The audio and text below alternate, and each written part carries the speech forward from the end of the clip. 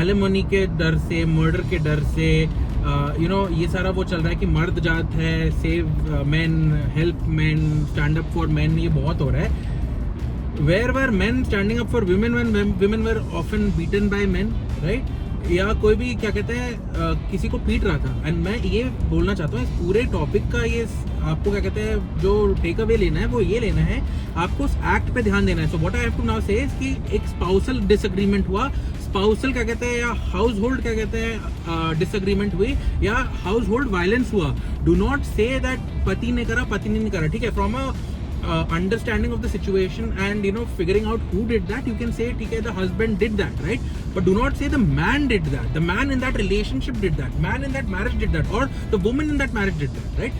आज लड़कियां अगर सशक्त हो भी गई और मर्डर कर भी रही हैं, ठीक है, मान के चलो गलत तो बात है ही, बट मान के चलो उनको अब लगता है कि that is the right thing to do. I don't know why they are thinking that way, but जब लड़की क्या कहते हैं डिवोर्स होता था आज से 20 साल पहले, अब तो नॉर्म हो गया, जब पहले किसी का डिवोर्स होता था तो लोग क्यों बोलते थे कि लड़की में ही कोई खोट होगी या लड़की कुछ गड़बड़ करती थी, कहते उसके माँ बाप ने पढ़ के नहीं सिखाया. लड़कों को कोई बोलता था कि भाई उसके पेरेंट्स ने नहीं सिखाया कि लड़की को कैसे रखना है, वो नहीं होता था ना. So what happens with society is that we try to put everything in one bundle and then we try to make it everyday normal कि भाई ये तो ऐसे ही है, लड़कियों से तो आपको डरना ही है. और जब ये नैरेटिव सब में चलेगा ना, सबकॉन्शियसली कहीं ना कहीं हर लड़की के दिमाग में वो हो जाएगा. आज क्या कहते हैं कुछ परसेंटेज ऑफ लड़कियां मान के चलो थप्पड़ मार रही है, वायलेंस कर रही है, मर्डर कर रही है.